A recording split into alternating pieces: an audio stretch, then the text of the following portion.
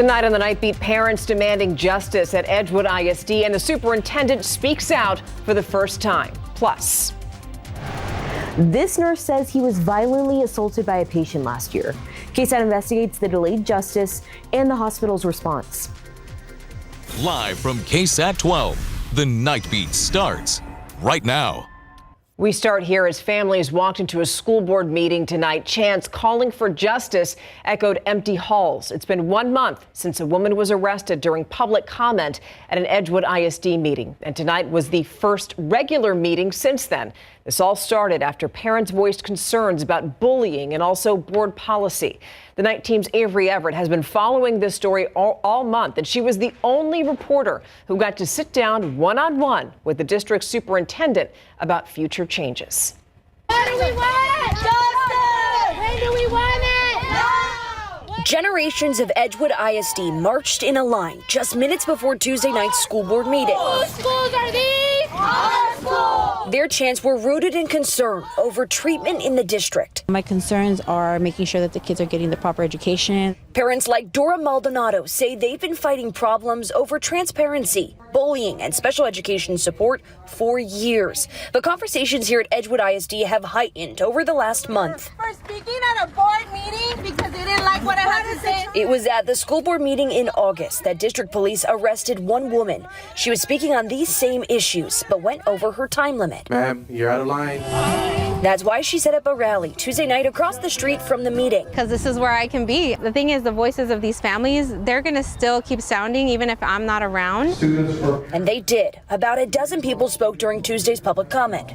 There is no transparency, no accountability, and no real effort to meet parents at our level. Edgewood Superintendent Dr. Eduardo Hernandez told us exclusively Tuesday night he's already working with families who came forward to find a resolution. And I understand what happened 30 days ago. There's not a night that I don't reflect on it, but I don't dwell on things. I want to keep moving forward, continue to improve. Where do you think the district is now, 1 month later? You know, I think we've done a very intentional job of reaching out to our parents that spoke that evening. Some meetings have been had, but families say it's just not enough yet. Actions speak louder than words. This community calling and waiting for change to come. I'm told the parents who helped write the resolution will have an opportunity to meet with the board again soon. The superintendent also told us tonight that the board is planning on creating a parent advisory council for the district. Details on that are still to come. Avery Everett, KSAT 12 News. Some news that we're watching closely tonight. A student over at John Jay High School is in the hospital after he was hit by a car. Happened this afternoon around 2. We're told that a car hit him in front of the school campus over on Marbach Road. The district says that the driver who hit the student has no relation to the school. As soon as we get an update on that student, we'll let you know. A car crash wound up being so much more when Bexar County Sheriff's deputies responded to a scene near FM 78 and Walsham Road this morning. That's where they found a driver dead with a gunshot wound to the chest. Detectives think that someone shot that man near the area where he crashed. Just a few doors down from the scene, they found a house with broken windows and also a gun in the front yard. Investigators think that the victim had been fighting with someone in that home and had also been tracked to that location. One neighbor says that she woke up to the sound of gunshots, but others were just confused by all the commotion. I mean, there's a lot of cops down here in the area. There's a helicopter, so we really didn't know what was going on. Deputies took 5 people into custody for questioning, but none of them are considered suspects. Now we're going to switch gears and take things outside. If you were looking up hoping for some hydration for your lawn, it's not going to happen in the next few days. No, it's going to be dry the rest of this work week. That's our primary headline for the rest of the week. But I do want to point out there will be a subtle shift in our weather pattern by this weekend, and that's going to open the door to at least some rain chances. Nothing significant yet, but there are a few wild cards that I'm watching, and one in particular that could boost rain chances as we get into Monday. Also, an update on the tropics. We're tracking this cluster of thunderstorms, that area of low pressure that's coming together. I'll have the latest odds on that turning into the next tropical cyclone in just a bit.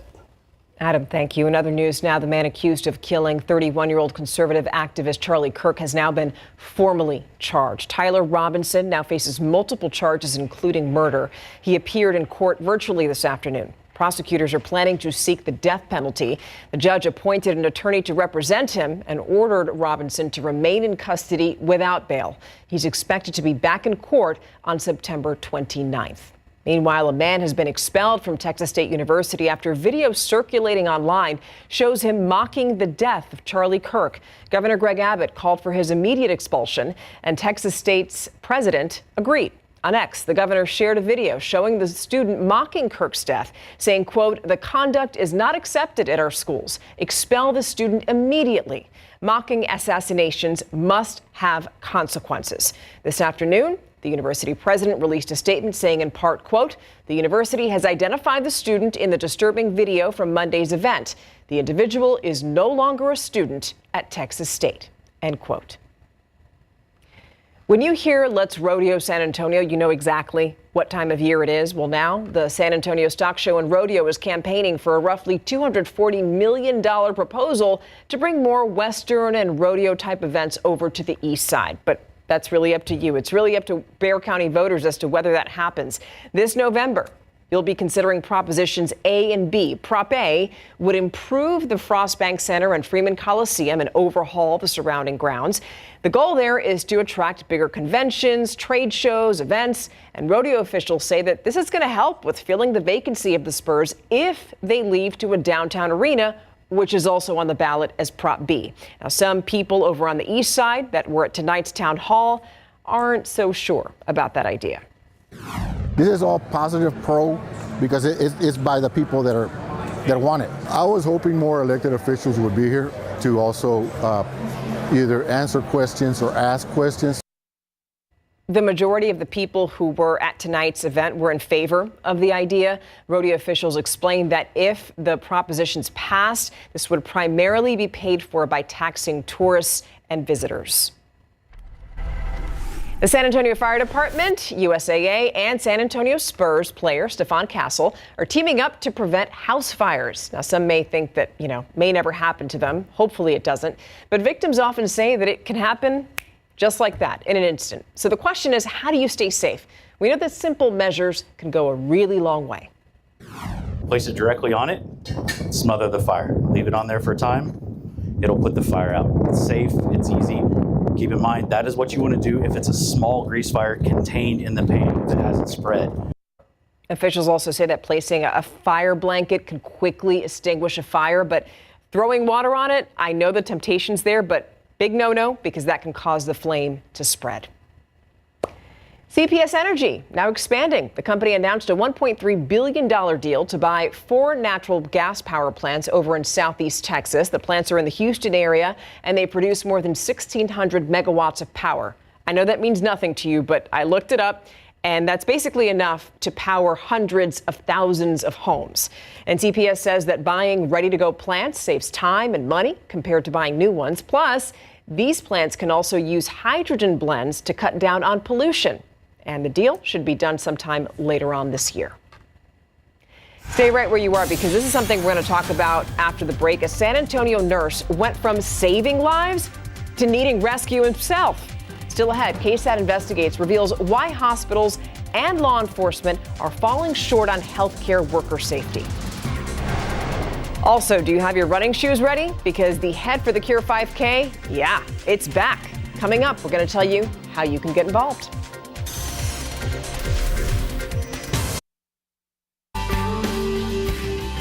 Welcome back. I'll start here with a question, and that's whether you have your running shoes ready, because the 12th annual Head for the Cure 5K, yeah, it's coming up. The event is aimed at raising awareness and money for brain cancer research and also honors our late news director, Jim Boyle. Race day is on Saturday, September 27th. Things kick off at 8 a.m. over at Providence Catholic School, which is just down the street from KSAT. If you visit ksatcommunity.com, we have a link where you can register. Project Mend is also stepping up to help people who need medical mobility equipment. And guess what? you can be a part of it. You can join KSAT Community on September 18th for the televised phone bank, which is Give the Gift of Mobility. That's what it's called.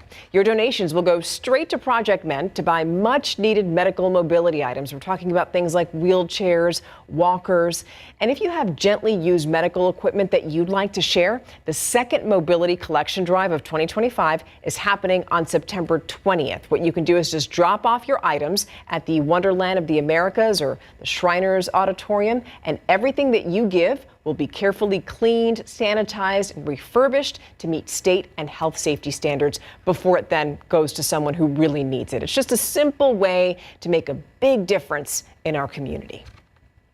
I walk up and say, hey, we need to get back to bed, and the next thing I know, I'm being put in a wheelchair and taken down to the ED.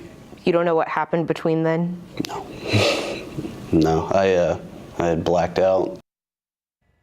Choked, bruised, and then sedated. San Antonio police say that a nurse went from helping a patient to becoming one himself. And now that nurse tells KSAT Investigates Daniela Ibarra that the hospital and law enforcement are failing to keep healthcare workers like him safe. As a nurse, James Roy is used to being inside patient rooms, just not like this. James, what has the last year been like for you? A lot of it has been a blur. Including what happened at Northeast Baptist in July of last year. Roy says he was trying to help a patient in the intensive care unit. I walk up and say, hey, we need to get back to bed, and the next thing I know, I'm being put in a wheelchair and taken down to the ED. You don't know what happened between then? No.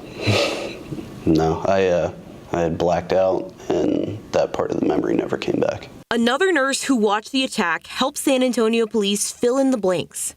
She says Roy tried to stop the patient, who court records show is John Demetrius Hudson, from standing, following the hospital's policy. Hudson pushed Roy into glass doors, hitting the back of his head. Hudson then got on top of Roy, putting him in a headlock. You don't expect a fall like that. Roy's wife, Christy, rushed to be with him. His legs were a little bit bruised over here, his neck. I could see like 4 hands over here, like that he had. She says his left pupil got blown out. The Roys say the attack led doctors to diagnosing Roy with a traumatic brain injury, which led to seizures. Do you blame the patient for what happened? A little bit, yeah. Roy told police that day he wanted his accused attacker to face criminal charges. That was more than a year ago. They've just been silent. They haven't returned my calls. SAPD says they handed over the case to the district attorney's office shortly after the assault happened. The DA's office says the grand jury indicted Hudson last month on a felony charge. The Roys say they had no clue until we reached out 2 weeks ago. The DA's office says SAPD did not turn over the complete case until January, more than 6 months after the assault. As for the hospital, Roy says they should share some of the blame. Federal regulations say workplace-related hospitalizations should be reported to the Occupational Safety and Health Administration, or OSHA, within 24 hours. There are no records that show OSHA received any report of the workplace assault. Baptist Health System refused to make anyone available for an interview or answer a question about why the assault was not reported to OSHA. In a statement, the hospital system said it requires staff to follow strict protocols from OSHA and several other national and state health agencies. Baptist Health says it offers employees several resources for their physical and mental health. Despite his health setbacks, Roy is back in the hospital working. Why come back? We all have responsibilities. We have bills to pay. For KSAT Investigates, I'm Daniela Ibarra. So the district attorney's office didn't answer our question about why it took more than a year for Hudson's indictment. The DA's office says that it typically reaches out to victims when the case is set for trial, and they claim that advocates reached out to the Roys, but the Roys said that they only heard back after we started asking questions. Now we'll switch gears and talk about what's happening outside. A lot of dryness out there, 83 degrees out there right now. Okay, so we've established, let's not get too hopeful about any rain for the next few days. But then there's the weekend, Adam. There's a little bit of hope. I mean, don't modify your plans, right? There's just a little bit of hope and 2 wild cards that I'm really watching. So let's get right to the rain chances. And this comes with a bit of a caveat for Monday. Notice a 20% chance for Saturday, Sunday. Then Monday, we have 30% chance, but the caveat that it could be higher. Possibly higher on Monday if we see a current trend continue, which is a big if in this kind of setup and weather pattern that we have. Now, the active weather, basically up in the northern plains, parts of Colorado, Wyoming, that's where we have that upper level low, another upper low over the East Coast. That's what we need overhead. Instead, we're still being influenced by the big blue H, the upper level high, which is our dominant feature right now. But the key is that's going to be drifting westward by this weekend. And what that does is because of the clockwise circulation that you get around these highs, that gives us this steering flow aloft coming in from West Texas and New Mexico. One wild card is the West Texas wild card, because sometimes in these patterns, and we see it fairly frequently, the clusters of storms will come together and organize in West Texas and or New Mexico, and then come our way, and we can get the remnants of those. It happens periodically. That's that roughly 20% chance. So odds aren't exactly in our favor for that. It's just one of those outlined possibilities. And ripples in the upper level flow, little ripples of rain-making energy can move in as well. Then we get into Monday on into Tuesday, and we could see this big trough dig down southward, potentially even cut off from the main part of the flow. This is the second wild card. Second wild card because these types of upper level features are notoriously unpredictable beyond about 3 days. Okay, the science just isn't there yet. So we just have to keep an eye on it. And I'll be updating you, of course, on the odds going forward. And Justin will have the latest tomorrow morning on GMSA. All right, quick look at the tropics. We would be on Gabrielle, tropical storm, possibly even Hurricane Gabrielle soon, because this cluster of thunderstorms and an area of low pressure have developed here way out in the Atlantic, pushing to the northwest, and a 90% chance that turns into the next tropical cyclone, which then would be Tropical Storm Gabrielle. Now, the odds favor this heading basically straight toward Bermuda, not necessarily impacting Bermuda directly, but heading toward Bermuda over the next 7 days. So right now, it doesn't look very likely that it would impact the U.S. or maybe even any land at all. And in the Pacific, a 90% chance of new development just off the Mexican coastline, but no indications we'd get any leftover rain-making energy or moisture from that. 91 our high today. Not bad. Just 1 degree above average. Our morning low, 71, 1 degree above average. Tomorrow morning, pretty similar, 72 at sunrise, 86 at noon, 93 the high temperature. A lot of sunshine, just those patchy afternoon clouds, which at any time closer to the Gulf Coast, it could drop a quick shower like what we saw just outside of Cuero earlier today. But by and large, we're going to be dry. Near 90 in Boerne tomorrow, 94 Converse, 95 Pleasanton. And looking ahead, temperatures don't change much. However, I do want to point out, if we continue to boost rain chances for Monday or even Monday, Tuesday timeframe, then the high temperatures would drop a bit. So check back for that update as well. Okay, so then the pumpkin spice lattes could make some sense. A little bit. PSL time. There you go. All right, thank you for that. All right, so good news for the Cowboys. Yeah, big surprise yesterday. Yeah, so Jadeveon Clowney, they had him in last week, working him out. He knows Brian Schottenheimer, so it all just kind of came together, and there's Clowney shaking hands with the owner, Jerry Jones, because he is now a member of the Dallas Cowboys, Jadeveon Clowney. Plus, in high school volleyball, Cornerstone has one of the top programs in the entire country, and they're led by a lot of sophomores coming up.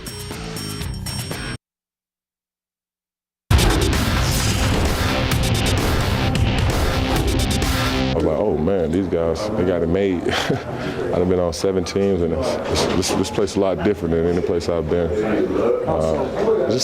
They got a lot for these guys. They're a little spoiled, you know. Jerry spoiled his team. And now Jerry Jones will get the chance to spoil Jadeveon Clowney in big board sports. 32-year-old Jadeveon Clowney is officially a member of the Dallas Cowboys after signing a one-year contract yesterday at the Star in Frisco. And as you heard him say, he's in awe of the Cowboys' world headquarters. Entering his 12th NFL campaign, Clowney is one season removed from collecting 5.5 sacks with the Panthers and 9.5 sacks the year before in Baltimore. While meeting with the Dallas media, Clowney was asked how much gas does he have left in his tank. A lot. Like I said, we're going to see. But I'm excited to play. Been at home on that couch, man. You be ready to get up off of it. But like I said, I'm just missing football. Ready to get back out here with the guys. That locker room make you feel a lot younger than you is, you know. So being in that locker room, I feel like it's all come back. You start feeling it. So yeah, man, I'm just looking forward to the week of practice this week and getting out there with them guys. Clowney will begin practicing with the team tomorrow. Cowboys head coach Brian Schottenheimer and Clowney's connection dates back to the 2019 season when Schotty served as the offensive coordinator for the Seahawks and Clowney played defensive end for them. Schotty is very comfortable adding Clowney to the Cowboys roster.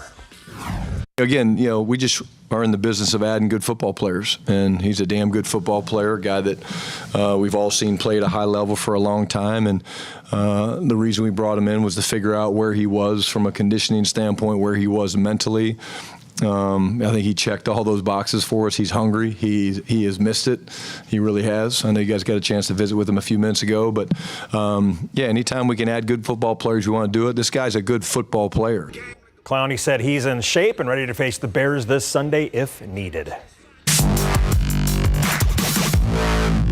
Cornerstone has one of the best high school volleyball programs in the country. They are ranked number 6 nationally and number 1 in San Antonio per Max Preps. The Warriors reach new heights this season when it swept powerhouse Mater Dei to win the Nike Tournament Championship in Florida just a couple of weeks ago. And unlike last year's senior-heavy roster, Cornerstone has 9 sophomores leading the way in 2025. I think everyone on our team, every sophomore is very, very gifted. We have a lot of tall sophomores, like 6'2", 6'1", 6 foot, and it's just really exciting because everyone is very talented and very good at what they do. I'm really proud of this team this year because we have so many talented underclassmen, and I just can't speak enough of how incredible they are and how incredible it's been to get to be teammates with them. They brought so much to this team, and they had some big shoes to fill from the seniors the year before that graduated, but I just can't speak highly enough of them and how incredible they've been for our team culture and to help us be successful this year. While Cornerstone's 3 seniors are outnumbered, they've been key in helping head coach Mike Carter continue the program's winning culture, and there's no ceiling for what the underclassmen can accomplish over the next 2 seasons. The class before had, I want to say, 9 Division I commitments, and I don't doubt that this class won't have the same. As we grow and as we develop our skill, we can only go upwards from here, which is why it's so exciting having this kind of a team, because it's we have 9 sophomores, and that's if no one younger comes in. And I just think that as long as we stay working hard and stay wanting it, we'll go really far. The future is looking bright for Coach Carter and his Warriors. Are the Houston Texans in a hole after the break?